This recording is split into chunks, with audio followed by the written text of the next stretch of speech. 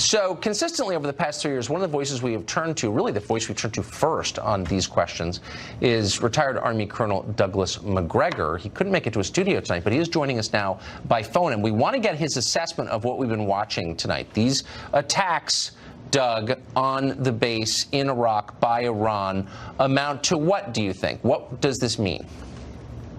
Well, I think it means that we're about to find out if we got the president we voted for. The question is, will he de-escalate and withdraw our forces from Iraq as the Iraqi government has requested and the American people demand? Or is he now going to respond in a way that guarantees a larger war with uncertain possibilities and outcomes? A war that undoubtedly will destroy his presidency. So I think those are the three critical questions. And I also think what we're seeing is what happens when you surround yourself with people who never really supported you, and that's the case for the president, and have always been dedicated to intensifying conflict in the Middle East. Right. And this conflict specifically, the conflict with Iran specifically, has been the decades-long focus of a very small group of people here in Washington. John Bolton, the former national security advisor, the disgraced national security advisor, would be a leader in that group. So you're saying that the president has, in effect, been used by people who despise him in order to get to where we are tonight?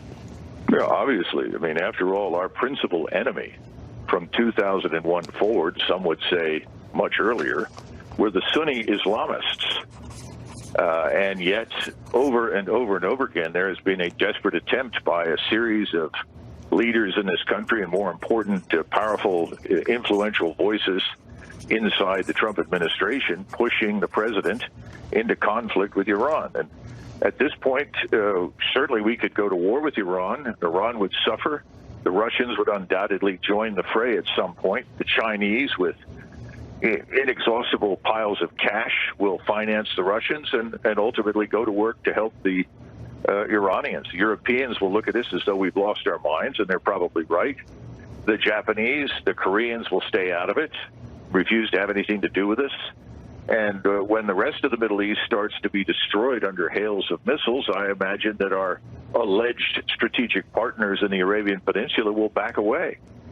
So this is a very dumb idea. And remember that when you destroy Iran, you are essentially opening the floodgates to Mr. Erdogan and Turkey and the Sunni Islamists that we have been fighting.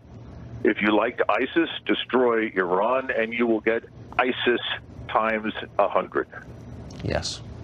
And I have to say, I mean, if we're being honest, to hear you describe correctly Russia as an effective ally of China really is heartbreaking. It didn't have to be that way. The American left did that. They drove Russia into the arms of China when this country could have struck an alliance of convenience with Russia against our actual enemy, China. No, we weren't allowed to do that, and that's one of the reasons we wound up where we are. And I think it's vital that the president remember that 64% of veterans who actually fought in Iraq all concluded a long time ago that it was not worth fighting. Yeah. Yeah. Well, and that has to be understood because 59% of the American public agrees with them. That's right. You cannot fight effectively against anyone when the public support at home is non-existent or weak. Well, that is, we've proved that, sadly, a number of times in a number of different conflicts. Douglas Macgregor, thank you so much for your clarity tonight.